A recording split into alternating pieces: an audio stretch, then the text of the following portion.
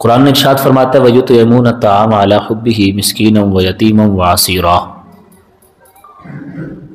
مفہومی ترجمہ یہ ہے کہ وہ کھانا کھلاتے ہیں اللہ کی محبت کے لیے یتیم کو، مسکین کو اور قیدی کو۔ انما نطعمکم لوجہ اللہ،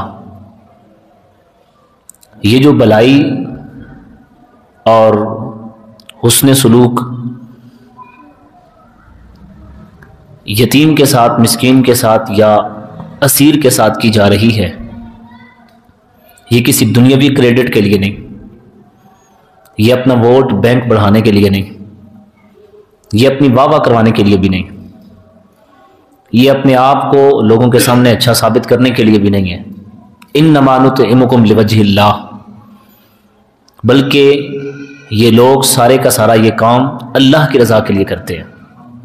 لوجہ اللہ، کسی سے کوئی داد وصول نہیں کرنی، کسی سے کچھ بھی لینا دینا نہیں ہے۔ لا نرید منکم جزاء ولا شکورا، جزا لینی نہیں ہے کسی سے، بلکہ یہ سارے کا سارا کام لوجہ اللہ ہو رہا ہے۔ ہمارے آقا صلی اللہ تعالی علیہ وسلم نے اپنے غلاموں کے درمیان ایک رشتہ قائم کیا، اور جو رشتہ حضور سرور کائنات صلی اللہ تعالی علیہ وسلم نے قائم فرمایا وہ بڑا مضبوط رشتہ تھا۔ رشتہ داریاں کئی قسم کی ہیں، ویسے رشتہ داری احساس کا نام ہے، ایک احساس کا نام ہے۔ اب کئی رشتے ہیں، ایک رشتہ وہ ہے کہ جو رشتہ میرے ساتھ میرے باپ کی وجہ سے کسی کا ہے، اور جس رشتے کا تعلق میرے والد کی جانب سے میرے ساتھ ہے۔ میرے ابا حضور بٹھا کر مجھے سمجھاتے ہیں کہ بیٹا یہ تمہارے دادا ہیں، یہ میرے والد ہیں، ان کے ساتھ حسن سلوک سے پیش آنا۔ بیٹا یہ تمہاری دادی ہے، یہ میری ماں ہے، لہذا ان کے ساتھ حسن سلوک کے ساتھ پیش آنا۔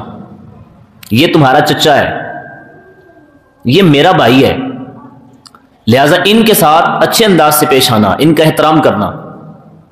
یہ تمہاری پھپھی ہے، یہ میرے ساتھ پیدا ہوئی ہے، یہ میری بہن ہے، ان کے ساتھ بھی کوئی بدسلوکی، بد تہذیبی مت کرنا۔ اور جس رشتے کا تعلق میری ماں کی وجہ سے میرے ساتھ ہے، تو میری ماں مجھے آداب سکھاتی ہے۔ یہ تمہاری نانی ہے، یہ میری ماں ہے، میری وجہ سے ان کا احترام کرنا۔ یہ تمہارے نانا ہیں، یہ میرے والد ہیں، لہٰذا میری وجہ سے ان کی عزت کرنا۔ یہ تمہارے ماموں ہیں، یہ میرے ساتھ پیدا ہوئے ہیں، لہٰذا ماں کی وجہ سے اپنے ماموں کا احترام کرنا۔ بیٹا یہ تمہاری خالہ ہے، یہ میری دودھ شریک بہن ہے، میں نے اور میری اس بہن نے ایک ماں کا دودھ پیا ہے، لہٰذا میری وجہ سے میری اس بہن کا احترام کرنا۔ اور جیسے تو مجھے ماں سمجھتا ہے، عزت دیتا ہے، وقار دیتا ہے، احترام کرتا ہے، ویسے میری بہن کا بھی کرنا۔ صاحبو اگر آپ توجہ فرمائیں تو یہ رشتے وہ ہیں کہ جو میرے والد کی وجہ سے ہیں، میری والدہ کی وجہ سے ہیں۔ اس کے علاوہ بھی رشتے ہیں، لیکن میں بات پھیلانا نہیں چاہتا۔ لیکن ایک رشتہ کائنات کے اندر وہ ہے کہ جو میرا اور آپ کا رشتہ کسی اور وجہ سے نہیں، وہ امام الانبیاء کی وجہ سے ہے، وہ جاند عالم صلی اللہ تعالی علیہ وسلم کی وجہ سے ہے۔ اور جیسے سب نے رشتوں کے حقوق سمجھائے کہ یہ رشتہ چونکہ میری وجہ سے ہے، لہٰذا تو نے میری وجہ سے اس کا احترام کرنا ہے، ایسے ہی میرے اور آپ کے رسول صلی اللہ تعالی علیہ وسلم نے امت کو یہ بات بتائی کہ یہ رشتہ میری وجہ سے ہے، لہٰذا میری وجہ سے تم نے اس رشتے کو نبھانا ہے، میری وجہ سے تم نے اس رشتے کے اندر دراڑ نہیں ڈالنی، میری وجہ سے تم نے اس رشتے کو خراب نہیں کرنا، میری وجہ سے تم نے اس تعلق داری کو نبھانا ہے۔ جب تمہارے سامنے کوئی آ جائے تو یہ سوچ لینا کہ اس کے ساتھ رشتہ کس کی وجہ سے ہے، تو تمہیں سمجھ آ جائے گی کہ میری برادری کا یہ نہیں، میرے خون کا بھی نہیں، اس کے ساتھ میرا اور کوئی تعلق نہیں، لیکن ایک رشتہ بڑا ڈاڈا ہے، اور وہ یہ ہے کہ کلمہ جس نبی کا میں نے پڑھا ہے اسی نبی کا کلمہ اس نے بھی پڑھا ہے۔ میں غلام مصطفیٰ ہوں تو یہ بھی غلام مصطفیٰ ہے، میں اگر عاشق رسول ہوں تو یہ بھی عاشق رسول ہے۔ اور اس مقام پر آ کر نسب کوئی چیز نہیں رہتی، خون کوئی شے نہیں رہتی، یہ وہ خاص مقام ہے کہ جس مقام پر پہنچ کر حضرت امام جامی کہتے بندہ عشق شدی ترک نسب کن جامی کہ ایرا فلاں ابن فلاں چیزیں نیست. کہتے ہیں ہم تو عشق کے بندے ہیں، یہاں نسب کو ترک کر دے کہ فلاں کا بیٹا فلاں کا بیٹا نہیں، یہاں سارے کے سارے مصطفیٰ کے غلام ہیں. پیار سے کہو سبحان اللہ. ہم سارے حضور کے غلام ہیں. اب صاحبو ہمارے آقا صلی اللہ تعالی علیہ وسلم نے اپنے غلاموں کو پھر رشتوں کے جو حضور کی وجہ سے رشتے ہیں اس کے آداب بھی سکھائے. جان عالم صلی اللہ تعالی علیہ وسلم نے خود صحابہ اکرام علیہم رضوان سے کہا، فرمایا مسلمان آپس میں یوں ہیں، مسلمان جسم واحد کی طرح ہے. اگر سر کو تکلیف ہوتی ہے تو سارا جسم محسوس کرتا ہے، اگر کسی عضو کو تکلیف ہوتی ہے تو دوسرا عضو اس کو محسوس کرتا ہے. اور یہ حدیث پاک اب جو میں آپ کو سنانے لگا ہوں اس میں میرے محبوب علیہ الصلوۃ والسلام نے سارے کے سارے حقوق ایک مسلمان بھائی کے بیان فرما دیے. سید عالم صلی اللہ تعالی علیہ وسلم نے ارشاد فرمایا، اللہ کے رسول فرماتے المسلم اخو المسلم، مسلمان مسلمان کا بھائی ہے، لا یظلمہ ولا یسلمہ. فرمایا مسلمان مسلمان کا بھائی ہے، مسلمان مسلمان کا بھائی ہے، وہ اس پر ظلم نہیں کرتا، وہ اس پر زیادتی نہیں کرتا. اور فرمایا ومن کان فی حاجت اخیہ کان اللہ فی حاجتی. فرمایا جو اپنے مسلمان کی حاجت میں لگا رہتا ہے اللہ اس کی حاجت میں لگا رہتا ہے. یہ اپنے مسلمان بھائی کی حاجت پوری کر رہا ہے، اس کی حاجت اللہ پوری کرے گا. اگر تم چاہتے ہو کہ میری حاجتیں پوری ہوں تو پھر کسی مسلمان کی حاجتیں پوری کرنے لگ جاؤ. اگر تم چاہتے ہو کہ میرے مسئلے حل ہو جائیں تو پھر تم کسی مسلمان بھائی کے مسئلے حل کرنے لگ جاؤ. اگر تم چاہتے ہو کہ میری دعائیں قبول ہوں تو پھر کسی مسلمان کے لیے دعائیں کرنے لگ جاؤ. اگر تم چاہتے ہو کہ میں کامیاب ہو جاؤں تو کسی مسلمان کو کامیاب کرنے لگ جاؤ. فرمایا اس لیے کہ ومن کان فی حاجت اخیہ کان اللہ فی حاجتی. اور جو بندہ اپنے مسلمان بھائی کی حاجت میں لگا ہوتا ہے، اس کے کام میں لگا ہوتا ہے، اللہ اس کے کام میں لگ جاتا ہے. فرمایا ومن فرج عن مسلم قربتا فرج اللہ عنہ قربتا من قربات یوم القیامہ. اور فرمایا جو کسی مسلمان کی تکلیف کو دنیا کے اندر دور کرے گا نا، اللہ قیامت کے دن اس کی تکلیفوں کو دور کر دے گا، اس کی پریشانیوں کو قیامت کے دن اللہ دور کرے گا. ومن ستر مسلما ستر اللہ یوم القیامہ. اور فرمایا جو کسی مسلمان کے عیبوں کو چھپائے گا قیامت کے دن اللہ اس کے عیبوں کو چھپا لے گا. امام الانبیاء صلی اللہ تعالی علیہ وسلم کے غلاموں، ایک بات یہاں میں رک کر عقیدے کی کرنا چاہتا ہوں. جب ہم یہ کہتے ہیں یا علی مشکل کشا مولا مرتضیٰ اور ہم کہتے ہیں یا رسول اللہ یادرکنی، تو کچھ لوگ ہمیں کہتے ہیں کہ یوں کسی سے مدد مانگنا یہ درست نہیں ہے، یہ مدد نہیں کر سکتے. ارے پگلے، تو کہتا ہے کہ کوئی کسی کی مدد نہیں کر سکتا اور کسی سے مدد مانگو گے تو یہ شرک ہو جائے گا. اور یہاں اللہ کے رسول علیہ الصلوۃ والسلام ارشاد فرماتے ہیں ومن کان فی حاجت اخیہ، جو کسی مسلمان کی حاجت کو پوری کرے گا اللہ اس کی حاجت کو پورا کرے گا. تو سوچ تو صحیح نا، اگر عام مسلمان دوسرے مسلمان کے لیے مشکل کشا ہے تو مصطفیٰ کا بھائی علی المرتضیٰ مشکل کشا کیوں نہیں ہے؟ اب دوسری حدیث پاک میں سید عالم صلی اللہ تعالی علیہ وسلم نے اس بات کو مزید کھول کے بیان کیا. اللہ کے رسول علیہ الصلوۃ والسلام فرماتے ہیں مسلمان مسلمان کا بھائی ہے، وہ اس پر ظلم نہیں کرتا اور وہ اس کو ذلیل بھی نہیں کرتا. ولا یخذلہ، وہ اسے ذلیل بھی نہیں کرتا. ولا یحقرہ، اور مسلمان کا بھائی ہونے کے ناطے اس کو کبھی حقیر بھی نہیں سمجھتا، اس سے نفرت نہیں کرتا، اسے حقارت کی نگاہ سے نہیں دیکھتا. اور یہ کہنے کے بعد میرے اور آپ کے رسول علیہ الصلوۃ والسلام نے فرمایا التقوی ہاؤنا، فرمایا لوگوں تقوی یہاں ہوتا ہے، پرہیزگاری یہاں ہوتی ہے. سید عالم صلی اللہ تعالی علیہ وسلم اپنے سینے کی طرف اشارہ کرتے وقت 3 مرتبہ فرمایا تقوی یہاں ہے تقوی، پرہیزگاری یہاں ہے.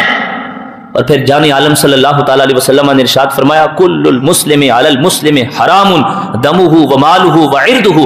فرمایا ہر مسلمان کے لیے دوسرے مسلمان پر جو اس کے حقوق لازم ہوتے ہیں، فرمایا وہ یہ ہیں کہ ہر مسلمان کے لیے دوسرے مسلمان کا خون، اس کا مال اور اس کی عزت حرام ہے.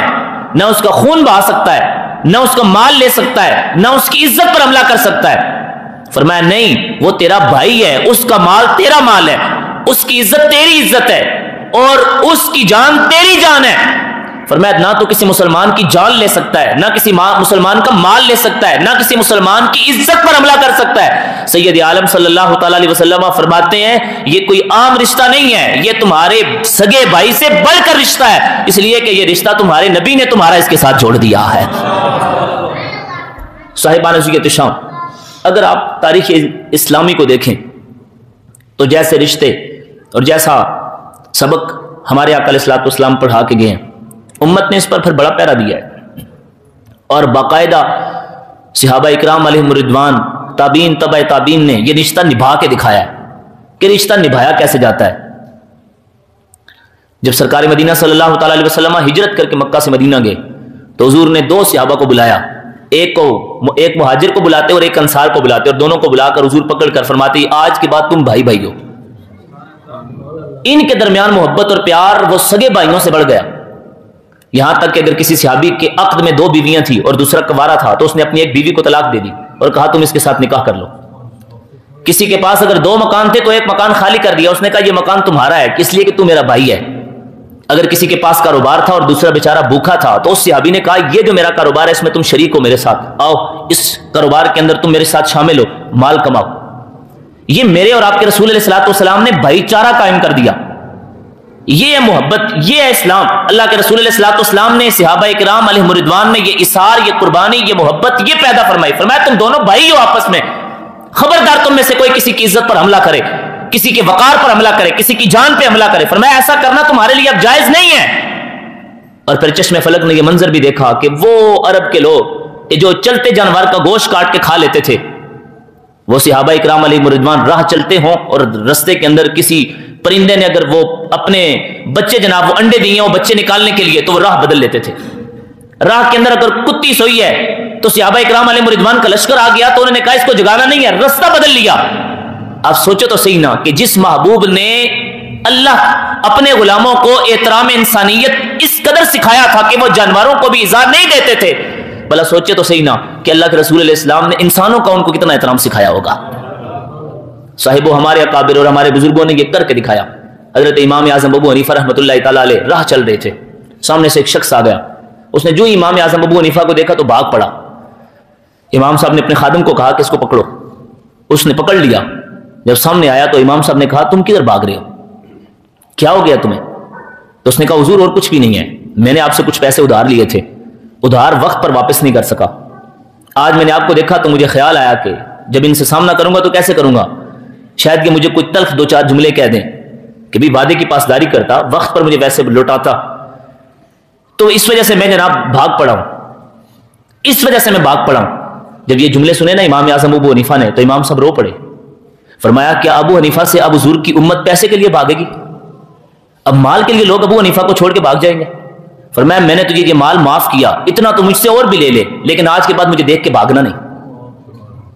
صاحبو یہ بات اپنی جگہ بجا ہے کہ آج اعتبار کا وقت نہیں رہا، ہم اعتبار کیسے کرتے ہیں؟ اس کی داڑھی بڑی لمبی ہے لہٰذا یار یہ بندہ قابل اعتماد ہے، یہ نماز پڑھتا ہے مسجد کی پہلی صف میں لہٰذا یہ قابل اعتماد ہے، بھئی یہ بندہ دو چار اچھی باتیں کر لیتا ہے یہ قابل اعتماد ہے۔ اور اب تو فراڈیوں نے بھی ہاتھ میں بڑی بڑی تسمیاں اٹھا لی ہیں، وہ کہتے ہیں ہم بھائی ایک دن کے اندر 1000 مرتبہ درود شریف پڑھتے ہیں، اور ہم کہتے ہیں لو یہ جناب ہم ان کے ساتھ پیسے انویسٹ کرتے ہیں۔ یہ میں سنا رہا ہوں وہ قصے جو لوگ ہمارے پاس لے کے آتے ہیں اور ان باتوں پر ہم اعتماد کرتے ہیں۔ حالانکہ یاد رکھیے گا یہ بات، سیدنا فاروق اعظم رضی اللہ تعالیٰ عنہ نے ایک علاقے کا امیر مقرر کرنا تھا، مشورہ کیا کہ کس کو مقرر کیا جائے۔ ایک بندے نے مشورہ دیا، اس نے کہا فلاں بندے کو کر لے۔ حضرت عمر نے کہا تو نے اس کے ساتھ کبھی لین دین کیا ہے؟ اس نے کہا نہیں۔ فرمایا کبھی اس کے پڑوس میں رہے ہو؟ اس نے کہا نہیں۔ کبھی اس کے ساتھ سفر کیا ہے؟ کہا نہیں۔ تو فرمایا پھر تجھے کیسے پتا کہ وہ بڑا اچھا آدمی ہے؟ اس نے کہا حضور میں نے اس کو مسجد میں آتے جاتے دیکھا ہے، نمازیں پڑھتے دیکھا ہے۔ حضرت عمر نے کہا تو نے صرف اس کو کمر ٹیڑھی کرتے دیکھا اور تو کہہ رہا بندہ اچھا ہے؟ اللہ کے رسول علیہ الصلوۃ والسلام نے فرمایا بندہ نماز صوم و صلات سے نہیں پہچانا جاتا، انسان معاملات سے پہچانا جاتا ہے۔ نمازیں تو ابلیس نے بھی بڑی پڑھی ہیں، نمازیں تو منافق بھی بڑی پڑھتے تھے، نمازیں تو کربلا کے میدان میں وہ جو یزیدی تھے وہ بھی بڑی پڑھتے تھے۔ جان عالم صلی اللہ تعالیٰ علیہ وسلم کا پوری کائنات کے اندر جو تعارف ہے وہ سب سے پہلے یہ نہیں آیا کہ حضور اللہ کے نبی ہیں، حضور نمازی ہیں، نہیں، سب سے پہلے مکے والوں نے یہ کہا کہ یہ اللہ کے رسول اس لیے ہم ان کو مانتے ہیں کہ یہ صادق بھی ہیں، یہ امین بھی ہیں۔ یہ سچے بھی ہیں، یہ امانت دار بھی ہیں، یہ ایک الگ چیز ہے۔ لیکن صاحب اس کا یہ مطلب بھی نہیں کہ ہم کسی کو اگر ادھار دے دیں تو پھر ہم اس کے پیچھے پڑ جائیں۔ اس کا یہ مطلب بھی نہیں کہ ہم اگر کسی کو ہمارے دروازے پر آئے ہم سے مطالبہ کرنے کے لیے کہ بھائی مجھے کچھ چاہیے، میں آپ سے ادھار مانگنے ہوں، تو ہم اس ناک چڑھا لیں کہ بھائی نہیں، بھائی آپ کو اللہ نے اگر دیا ہے تو آپ اس کی مدد کریں، اللہ آپ کو مزید اور دے گا۔ اعلیٰ حضرت رحمۃ اللہ تعالیٰ علیہ فرماتے ہیں کہ حدیث پاک کا جو مفہوم ہے اس سے یہ بات ثابت ہوتی ہے کہ اگر کسی بندے نے، کسی مسلمان بھائی نے آپ سے ادھار لے لیا ہے، جب تک وہ آپ کے پیسے استعمال کرتا رہے گا تب تک فرشتے آپ کے نامہ اعمال میں نیکیاں لکھتے رہیں گے۔ اور میرے امام کی عادت مبارکہ تھی کہ آپ کسی کو ادھار دیتے تھے تو کبھی مانگتے نہیں تھے، اور کہہ دیتے تھے کہ اگر میری زندگی میں اس نے مجھے واپس کر دیے تو ٹھیک ہے، نہ واپس کیے تو میں اللہ کی رضا کے لیے اسے معاف کر رہا ہوں، میں جس دن فوت ہوں گا اس دن اس کو معاف ہے۔ کیوں؟ فرمایا اس لیے معاف کر رہا ہوں کہ یہ جب تک میں زندہ ہوں اس کی وجہ سے فرشتے میرے نامہ اعمال میں نیکیاں لکھ رہے ہیں، اور جب میں دنیا سے چلا جاؤں تو کل قیامت کے دن یہ اللہ کے حضور میرے مال کی وجہ سے پکڑا نہ جائے، میں اللہ کی رضا کے لیے اپنا حق سے پہلے ہی معاف کر کے جا رہا ہوں۔ امام الانبیاء صلی اللہ تعالیٰ علیہ وسلم کے غلاموں اور میرے رسول صلی اللہ تعالیٰ علیہ وسلم کی تعلیمات یہ ہے، سرکار کے پاس جب بھی کوئی شخص پیسے مانگنے کے لیے یا کسی بھی حاجت کے لیے آتا، کوئی بھی چیز حضور سے آ کر مانگتا، تو اللہ کے رسول علیہ الصلوۃ والسلام صحابہ سے فرماتے تھے، صحابہ اشفعوا، فرمایا اس کی شفاعت کرو، اس کی سفارش کرو۔ کیوں؟ فرمایا تم اس کی سفارش کرو گے اللہ تمہیں بھی اجر عطا فرمائے گا، تم اس کی حاجت پوری کر رہے ہو لہٰذا تمہیں بھی اللہ تبارک و تعالیٰ اجر عطا فرمائے گا۔ اور صاحبو یہ بات بھی یاد رکھنا، یہ طریقت، یہ تصوف، یہ دل کی دنیا آباد کرنے کا ایک ہی طریقہ ہے، وہ یہ ہے کہ مخلوق خدا کی خدمت کیجیے، بڑھ چڑھ کر خدمت کیجیے۔ حضرت سیدنا ابو درداء رضی اللہ تعالیٰ عنہ سے حدیث پاک مروی ہے، آپ فرماتے ہیں کہ اللہ کے رسول علیہ الصلوۃ والسلام نے فرمایا کہ جب اللہ نے ایمان کو پیدا کیا تو ایمان نے عرض کی یا اللہ مجھے تقویت عطا فرما، تو اللہ نے سخاوت کے ساتھ اور حسن خلق کے ساتھ ایمان کو تقویت عطا فرمائی۔ اور جس وقت اللہ نے کفر کو پیدا کیا تو کفر نے کہا اللہ مجھے تقویت دے، تو اللہ نے بدخلقی اور کنجوسی کے ساتھ کفر کو تقویت عطا فرمائی۔ اب آج بھی اگر آپ اپنے ماحول کو ارد گرد کو ملاحظہ کریں تو آپ کو یہ بات سمجھ آئے گی کہ آج بھی جو صوفیاء ہیں ان کا طریقہ یہی ہے، بزرگان دین دنیا میں زندہ تھے تب بھی یہ طریقہ تھا، آج ان کے مزارات پر بھی یہی ہے کہ کوئی صبح جائے، دوپہر کو جائے، شام کو جائے، خلق خدا کے لیے لنگر تقسیم ہو رہا ہے، لوگوں کو کھانا کھلایا جا رہا ہے، لوگ رج رج کے وہاں سے آ رہے ہیں۔ اور شیخ سعدی جیسا بندہ بھی تڑپ کر یہ کہتا ہے، وہ کہتا ہے طریقت بجز خدمت خلق نیست، فرمایا یہ دل کی دنیا خدمت خلق کے علاوہ آباد نہیں ہوتی، طریقت بجز خدمت خلق نیست بتسبیح و سجادہ و دلک نیست۔ شیخ سعدی کہتا ہے تو نے کیا سمجھا کہ مصلی پہ بیٹھ لینا اور تسبیحاں رولنا اور گدڑی اٹھا کر کندھے کے اوپر رکھ لینا اس سے اللہ تیرے قلب پر توجہ کرے گا؟ فرمایا نہیں ہو چلیا، ایسا نہیں ہوتا، اللہ تیرے قلب پر توجہ تب ڈالے گا جب تم مخلوق خدا کی خدمت کیا کرے گا۔ یہ سب سے پہلی چیز ہے۔ اور میرے آقا علیہ الصلوۃ والسلام کے غلاموں، ہمارے اکابر نے ہمیں درس یہ دیا ہے۔ حضرت بابا فرید الدین گنج شکر اور خواجہ حمید الدین ناگوری ایک وقت کے ہم عصر بزرگ تھے۔ حضرت سیدنا بابا فرید الدین گنج شکر اور خواجہ حمید الدین ناگوری ایک دن بیٹھے اور آپس میں کلام ہو رہا تھا، یہ بات چل نکلی کہ اللہ کے ہاں سب سے زیادہ وہ قبولیت والا عمل کون سا ہے، کون سا ایسا عمل ہے کہ جس کی وجہ سے اللہ سب سے زیادہ راضی ہو جاتا ہے؟ دونوں بزرگوں نے کہا مرنے کے بعد ہم دوسرے کو بتا دیں گے، یہ وعدہ ہو گیا کہ جو پہلے مرے گا دوسرے کو بتا دے گا۔ امر ربی سے حضرت بابا فرید الدین گنج شکر دنیا سے پہلے چلے گئے۔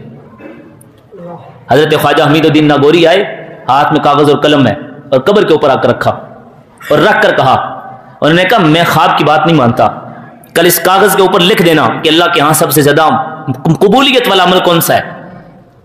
یار لوگ کہتے ہیں بابے تو شے ہی کوئی نہیں ہے، بابوں نے تو کیا ہی کچھ نہیں ہے۔ میں نے کہا تجھے کیا پتا بابے شے ہیں کہ نہیں ہیں؟ اہل ایمان اس مہنگائی کے دور میں بھی جب کوئی بندہ کسی کو ایک وقت کا کھانا نہیں کھلا سکتا، لوگ تڑپ رہے ہیں، مہمان آ جائے تو لوگ وہ اپنے ناک چڑھا لیتے ہیں، گھر کے حالات ایسے ہیں، بجلی کا بل پورا نہیں ہوتا، یہ پتہ نہیں کہاں سے آ گئے ہیں، کیسے ہم ان کو کھانا کھلائیں۔ اس دور میں بھی، اس وقت میں بھی آپ صبح سے لے کر شام تک داتا صاحب کی چوکھٹ پہ جا کے بیٹھے، لاکھوں لوگ کھانا کھا کے جا رہے ہیں، کون کھلاتا ہے؟ اب اس مہنگائی کے دور میں بھی غوث پاک کے دربار پر چلے گئے، صرف دربار پر ہی نہیں، پوری کائنات کے اندر آپ غور و فکر کر کے دیکھ لیں، جہاں سے خشکی شروع ہوتی ہے اور جہاں پہ ختم ہوتی ہے، مشرق مغرب شمالن جنوبن، ہر علاقے کے اندر حضرت غوث پاک کی 11ویں شریف ہو رہی ہے اور غوث پاک کے نام پر لنگر تقسیم ہو رہا ہے۔ اور مجھے وہ بات پھر یاد آ جاتی ہے کہ یہاں داتا صاحب رحمۃ اللہ علیہ کے مزار پر ابھی چند سال پہلے جب بم بلاسٹ ہوا اور دربار شریف بند کر دیا گیا تو ایک میڈیا رپورٹر وہاں پر پہنچا تو اس نے دیکھا ایک مائی رو رہی ہے، تو اس نے پوچھا کہ ماں جی آپ کیوں رو رہے ہیں، آپ کو کوئی اس بلاسٹ کے اندر کوئی شہید ہو گیا؟ اس نے کہا کوئی بھی نہیں شہید ہوا، اس نے کہا پھر آپ پریشان کیوں، آپ کیوں رو رہی ہیں؟ تو اس نے کہا میرا شوہر چلا گیا دنیا سے، میرے یتیم بچے ہیں، اور یہ دربار کھلا ہوتا ہے نا تو میرے بچے آ کر یہاں کھانا کھا لیتے ہیں۔ تو جو بابا 1000 سال پہلے دنیا سے چلا گیا، 1000 سال بعد بھی اس کے نام پر لنگر تقسیم ہو رہا ہے، تو شیخ سعدی کہتا ہے نا اور طریقت بجز خدمت خلق نیست، مخلوق خدا کو کھانا کھلا، ان کی خدمت کر، اللہ تیرے دل کی دنیا کو آباد فرما دے گا۔ حضرت بابا فرید الدین گنج شکر نے کہا وعدہ ہو گیا۔ اب بابا صاحب چلے گئے دنیا سے، اور خواجہ حمید الدین ناگوری کاغذ اور قلم لے کر آ گئے اور کہا کہ لکھ دینا یہاں پر، کل میں آ کر پڑھ لوں گا۔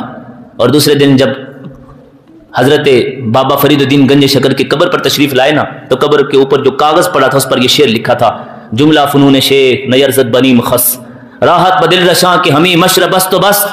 فرمایا فرید الدین گنج شکر سے تو نے پوچھا ہے کہ اللہ کے ہاں کون سا عمل سب سے زیادہ مقبول ہے؟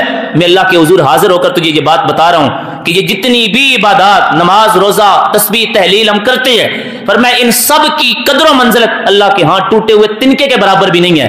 ہاں اللہ کے ہاں اگر کسی عمل کی کوئی وقت ہے تو وہ یہ ہے کہ کسی غریب کا سہارا بن جاؤ، کسی یتیم کے گھر میں کھانا چھوڑ کے آ جاؤ، کسی مسکین کا سہارا بن جاؤ۔ امام الانبیاء علیہ السلام کے غلاموں، آپ اپنے اکابر کو دیکھ لیجئے، حضرت صدیق اکبر جو افضل الخلق بعد الرسول ہیں، افضل الخلق بعد الرسول ہیں، حضرت سیدنا صدیق اکبر امیر المومنین بنے تو حال یہ ہے کہ روزانہ ایک بوڑھی کے گھر تشریف لے جاتے ہیں، اسے کھانا کھلا کے واپس آتے ہیں۔ اور جناب عمر رضی اللہ تعالیٰ عنہ جب امیر المومنین بنے تو عہد کیا کہ سارے کام وہ کروں گا جو صدیق اکبر کرتے تھے، اور اس وجہ سے حضرت عمر اس جگہ بھی پہنچے، اس بوڑھیا کے گھر بھی پہنچے، لیکن جب نوالا توڑ کے نا اس بڑھیا کے منہ میں ڈالا تو بڑھیا رونے لگ گئی۔ اس نے کہا لگتا ہے وہ بکر صدیق دنیا سے چلے گئے۔ حضرت عمر نے کہا اماں تو اندھی ہے، تجھے کیسے پتا چلا کہ صدیق چلے گئے؟ صاحب یہ میں کسی محلے کے مولوی کی بات نہیں کر رہا، یہ اس بندے کی بات نہیں کر رہا کہ جس کو زیادہ نمازیں پڑھنے کی ضرورت ہے کہ کل اللہ کے بخشا جائے، یہ میں اس صدیق کی بات کر رہا ہوں کہ جس کے بارے میں میرے اور آپ کے رسول علیہ الصلوۃ والسلام نے فرمایا لوگوں سنو، قیامت کے دن باب السلام سے اللہ تبارک و تعالیٰ جنت کے اندر نمازیوں کو داخل کرے، روزہ داروں کو داخل کرے گا، اور باب الصلاۃ سے اللہ نمازیوں کو داخل کرے گا۔ حضور یہ گنواتے جا رہے تھے تو جناب صدیق اکبر نے کہا یا رسول اللہ کوئی ایسا بندہ بھی آپ کی امت میں ہوگا کہ جسے جنت کے سارے دروازے پکاریں؟ فرمایا ہاں ابو بکر تو ایسا بندہ ہے کہ جسے جنت کے سارے دروازے پکاریں گے، یہ وہ صدیق اکبر ہیں۔ تو جناب عمر رضی اللہ تعالیٰ عنہ نے کہا تجھے کیسے پتا چلا کہ ابو بکر چلے گئے؟ اس نے کہا ابو بکر صدیق جب بھی مجھے کھانا کھلانے آتے تھے نا تو پہلے اپنے منہ میں ڈال کر اس کو نرم کرتے تھے، اس لیے کہ انہیں پتا تھا کہ اس بڑھیا کے منہ میں دانت نہیں ہے، اور اس کے بعد میرے منہ میں ڈالتے تھے۔ آج بغیر نرم کیے جب میرے منہ کے اندر لقمہ آیا تو مجھے پتا چلا وہ احساس کرنے والا بندہ دنیا سے چلا گیا ہے۔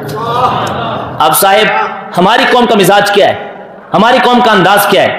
25 پلاٹ جناب تقسیم ہو رہے ہیں، کیوں؟ محفل نعت ہو رہی ہے تاکہ لوگ زیادہ ہیں۔ 40 عمرے کے ٹکٹ تقسیم ہو رہے ہیں، بھائی جان 25 جناب موٹر سائیکلیں تقسیم ہو رہی ہیں۔ آپ کیا سمجھتے ہیں 25 پلاٹ تقسیم کر کے، 40 عمرے کے ٹکٹ تقسیم کر کے اور یہ کروڑوں روپیہ لگا کر آپ اللہ اور اس کے رسول کو راضی کر لیں گے؟ خدا کی عزت کی قسم کہہ کے کہتا ہوں کہ جس کے اندر ایمان کی رتی موجود ہے اور جسے اللہ تبارک و تعالیٰ نے جس کے دل کی دنیا کو ذرا بھی آباد کیا ہے، میں دعویٰ کر کے کہتا ہوں میرے پاس میں تجھے عین الیقین دلاؤں گا اس بات پر کہ اس کام کرنے کی وجہ سے سرکار راضی نہیں ہوتے۔ یہ مذاق بنا دیا ہم نے دین کا، ایک تماشا لگا دیا ہم نے دین کا۔ بھیا ہمارے ہاں حالات یہ ہیں کہ وہ بابا جو 35 سال تک مسجد کی پہلی صف میں فجر کی نماز پڑھتا رہا، ہم عمرے کا ٹکٹ اس کو دینے کو تیار نہیں ہیں، اس لیے کہ وہ بابا اگر ہم اس کو عمرے کا ٹکٹ دینے گے تو ہماری پبلسٹی نہیں ہوگی، ہم کہیں گے ساری رات ہمارے پاس محفل نعت میں بیٹھو، صبح فجر کے وقت ہم عمرے کا ٹکٹ دیں گے، اس کے بعد بھلے آپ نماز نہ پڑھنا۔ تو کیا نماز نہ پڑھنے کی وجہ سے تو رسول اللہ کی توجہ حاصل کر لے گا؟ عمرے کا ٹکٹ دے کر تو نے کیا کیا ہے؟ یہاں بیچارے غریب مر رہے ہیں، لوگ بھوکے ہیں، بچیاں جناب بیوہ وہ گھر کی دہلیز پہ بیٹھی بوڑھی ہو رہی ہیں کہ بھائی ہمیں جہیز دینے والا کوئی نہیں ہے، اور آپ پلاٹ تقسیم کر رہے ہیں، یہاں نہ کھانوں پہ پیسے اڑائے جا رہے ہیں، یہاں جناب تماشا لگایا جا رہا ہے۔ تو یہ سارے کا سارا دین کا حلیہ بگاڑنے والی بات ہے، اور ان میں سے کسی کام کی وجہ سے نہ اللہ راضی ہوتا ہے نہ اللہ کے رسول راضی ہوتے ہیں۔ اللہ اور اس کے رسول کو راضی کرنا ہے تو اپنے انداز بدلو، اور ہمارا انداز تو یہ ہے وہ بیچارہ 35 سال بیچارہ فجر کی نماز پہلی صف میں پڑھتا رہا، تو ہم اس بابے کو کبھی کبھی نام نہیں لیں گے، لیکن جس کے ہاتھ میں وہ نوٹوں کی دتھی ہوگی نا تو ہم کہتے ہیں اے شیر جناب نہ دفنانے چودھری صاحب کی نظر، کیوں؟ وہ بھی 1000 روپیہ دینے والے ہیں۔ تو چودھری صاحب بھی یہ بات سمجھ گئے، انہوں نے کہا بھیا مسئلہ ہی کوئی نہیں ہے، مولوی صاحب، امام صاحب، خطیب صاحب، ناتخوان صاحب، اگر سارے علاقے کے پلاٹ میں نے جناب ہڑپ کیے ہیں، یتیموں کا مال میں نے کھایا ہے اور سارا کچھ غلط کام میں کرتا ہوں، اس کے باوجود محفل نعت میں آ کر 4000 روپیہ اڑانے کی وجہ سے میں عاشق رسول ہوں، تو پھر تو یہ سب سے بہترین کام ہے۔ تو یہ مذاق ہے، یہ دین کا حلیہ بگاڑنے والی بات ہے۔ ایسا کچھ بھی نہیں ہے. اللہ اور اس کے رسول صلی اللہ تعالیٰ علیہ وسلم کی توجہ تبھی حاصل ہوگی جب رسول اللہ کی امت کی خدمت کی جائے گی, جب رسول اللہ صلی اللہ تعالیٰ علیہ وسلم کی امت کا سہارا بنا جائے گا. اللہ مجھے اور آپ کو دین اسلام پر صحیح معنوں کے اندر استقامت عطا فرمائے اور شریعت کے مطابق زندگی گزارنے کی توفیق عطا فرمائے. وما علیہ الا البلاغ المبین.